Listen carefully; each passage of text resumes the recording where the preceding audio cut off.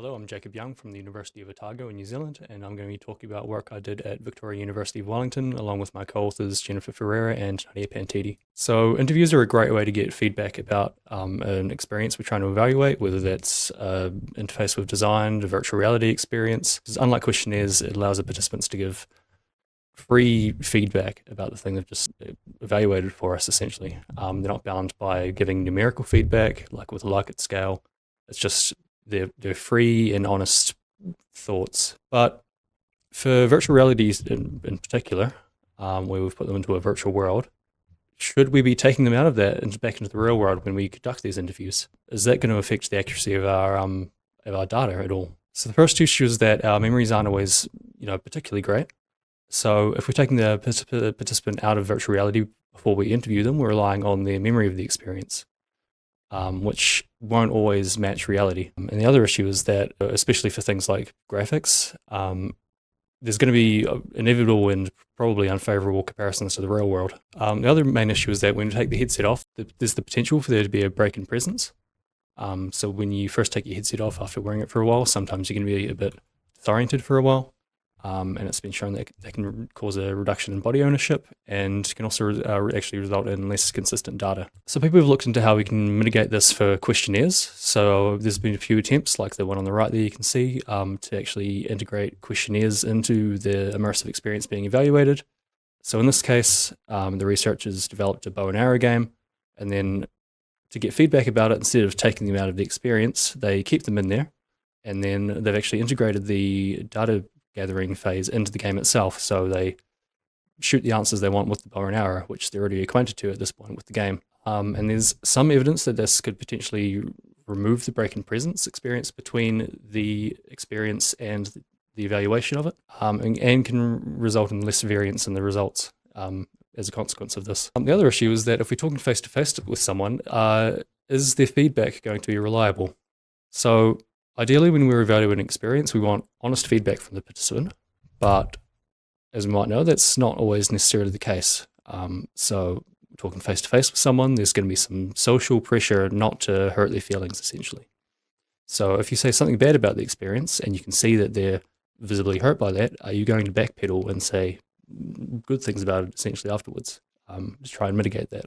So again, we've seen in recent research, people using virtual reality or virtual avatars to do these kinds of interviews, especially for things like, clinical interviews and therapy, where there might be some more social pressures. People might feel a bit, reluctant to share personal information about themselves, but we've seen that people are actually more likely to share sensitive information with an avatar, even if that avatar is human controlled, than they would with another human.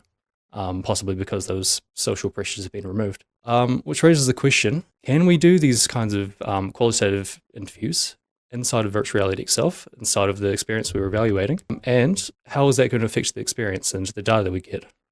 So I was interested in 4 things in particular. So will conducting an interview inside of virtual reality affect the spatial presence that participants report feeling? Will there be an effect on the rapport between the participant and the interviewer? So that's how friendly they are with each other, how easy they find it to talk to each other. Will there be an effect on psychological involvement, which is the mutual emotional effect? So, will the participants' emotions affect the interviewer if they can no longer see them, if they have the headset on? And, kind of related to those last 2 points, if participants are still in the game and they can't see the interviewer, there's no psychological involvement with them, will they be more likely to report, negativity about the experience? So I wanted to investigate this. So I developed a game, and I put up posters around the university and, the surroundings, and said, I've made a game, come and evaluate it for me. I just want some feedback. So this was the game. It's a fairly simple affair. There's some aliens and you shoot them. So you just do this for about 2 minutes. Yeah, so as you can probably see, the game's not very good, and that was on purpose. So I added a bunch of things that people might want to complain about. So for example, enemies would always miss you. They're specifically programmed to shoot in a radius around you. There's not a lot of enemies. There's no real tension. There's no goals. There's no story. The graphics were visually inconsistent. They were just assets taken off the Unity store. There's really obnoxious music playing the whole time. It's a really loud dubstep track. the scoring system makes no sense because it's literally just a random number generator. Every time you hit an alien, you can potentially lose points, and it might randomly report you've got a headshot or something. And the thing that people picked up on a lot is you've got two controllers, but you've only got one gun, so one of your hands is just sitting there the whole time. So I made a bet on purpose to see if people would actually tell me all the bad things about the game if I interviewed them afterwards, after they played it. So yeah, people would play the game, would sit them down for an interview and ask them how the experience was and specific questions about the gameplay and the audio, etc. And then we'd sit them down and have them do a questionnaire so we could get quantitative data as well to see if that was affected by the way we did the interview. So we had 3 different conditions. We had 3 different ways we did the interview. So we had the usual face-to-face interview where they take the headset off and they sit down with the interviewer and have a face-to-face conversation. And then we thought about 2 different ways that we could do the interview while the participants stayed within virtual reality. So the first of these, so the participant just keeps the headset on and the interviewer is sitting in the room with them and they just have the usual conversation, but now the participant can't see the interviewer, but they can see the game that they're talking about. And the second way we thought about was that we have both the participant and the interviewer inside of virtual reality. They're in separate rooms in this case. And then, we have both of them show up in the game as a little character that's kind of blending in, and they do the whole conversation within virtual reality. So there's an audio link. They're in separate rooms, so we need the audio link. We can see their basic body language. So little green robot guy would just pop up after the game finished and just do the interview that way. So what did we find? First of all, we didn't actually find a difference in spatial presence between the conditions. So this was the IPQ reported in the questionnaire after the interview. Yeah, so we didn't find any difference there, but what we did find was that participants that reported experiencing higher spatial presence actually rated the game higher. Not sure which way the causality is with that. If you're more present, are you having a better time? Or if you're having a better time, are you more likely to kind of immerse yourself in the game? Rapport between the participant and the interviewer was actually also, we didn't find any differences between conditions, which was kind of surprising for us. We assumed that if you can't see the other person, as we've seen with other literature on co-presence, etc., if you can't see someone else's body language and their facial expressions, that kind of thing, we would have expected to see more rapport. But that wasn't reflected in our results. But again, what we found was that if participants that experienced more rapport with the interviewer actually tended to rate the game higher. So there was an effect there where, potentially if they experienced more rapport with the interviewer, they would want to, give them a good result. One place we did find a significant difference was with the psychological involvement. So as I was saying before, just in the immersed condition in particular, which is the one where they had the headset on and couldn't see the interviewer at all, there was no little robot guy. We actually, the participants actually experienced significantly less psychological involvement with the interviewer. And that's possibly due to what I was saying before with, you can't see the other person's body language and their facial expressions. So it becomes a bit harder to gauge their emotions and have their emotions affect you. But in this case, it was actually the opposite way to what we expected. So it was, if they couldn't see the interviewer, they perceived the interviewer as less capable of empathy, essentially, but they felt that the interviewer wasn't responding to the participants' emotions, which was quite surprising. We also took the interviews and transcribed them, and we were interested in seeing how much positive and negative feedback participants were giving across the conditions. So there was no perfect way to do this. What we ended up doing was we took the transcripts and line by line we fed them into center strength, which will give you a positive and negative score based on text snippets you give it. And we evaluated the transcripts that way. And once again, we didn't find any difference between the conditions based on the center strength scores. So people weren't particularly positive about the game or particularly negative about it in each condition. But what we found was that actually center strength has some limitations when it comes to violent content. So, any line with the word gun in it would just automatically be flagged as a negative comment. Even if someone said, I really like the gun, or the gun was really fun to shoot, that would automatically be a negative comment, just because it has the word gun in it.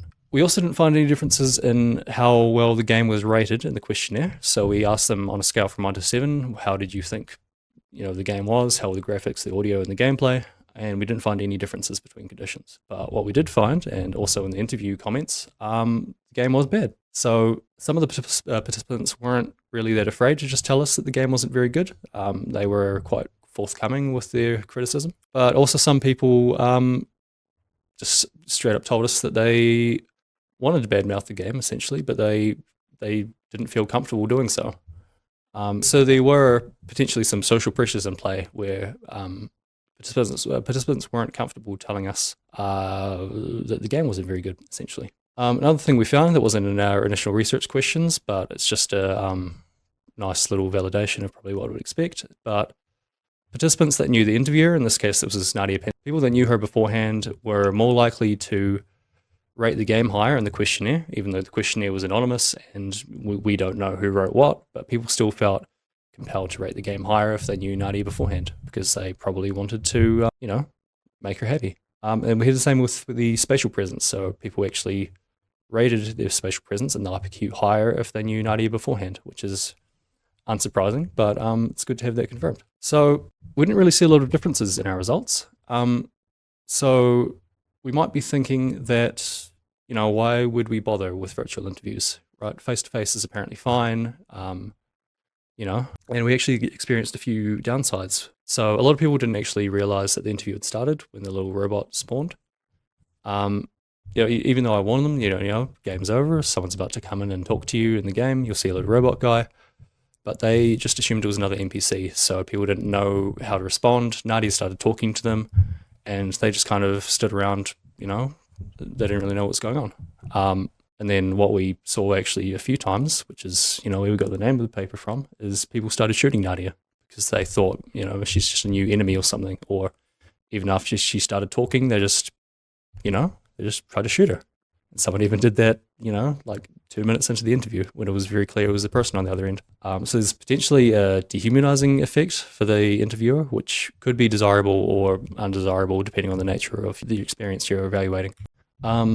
And as we saw with psychological involvement, this abstract avatar we have, this little robot guy, made gauging emotional responses difficult, which again, it could be desirable based depending on what you're actually evaluating. So for things like, clinical interviews, therapy, that kind of thing, where we want to be impartial, it might actually be beneficial to have an abstract avatar where, that might help the participant or the patient feel like they're not being judged about what they're saying. We also saw a few upsides, essentially, to doing it this way. So the main thing we saw was that participants were still seeing what they were talking about, essentially. So in the face-to-face condition, where we took the headset off, people would talk about, vague concepts like, I can't remember what the gun looks like, but it was pretty good, I think. And they couldn't remember how many aliens were coming or what they looked like. But then when we had them actually keep the headset on, like in the immersed in avatar conditions, they were still looking at what they were talking about, and they're making a lot more didactic references about that. So they'd point to specific objects and say, I quite like how that looked, or I wish I could run over there or something, right? So you get much more, I guess, accurate and targeted feedback about what you're trying to evaluate. And that could be quite a good thing, depending on the context. A little bit unscientific, but a lot of the participants actually really enjoyed the experience as well. So, specifically in the avatar condition, they enjoyed the idea of having someone to talk to in a virtual environment, and they just thought it was a very cool way to do the interview. So that was essentially me. So that's the references I used if you want to pause the video here. But otherwise, thank you very much for watching.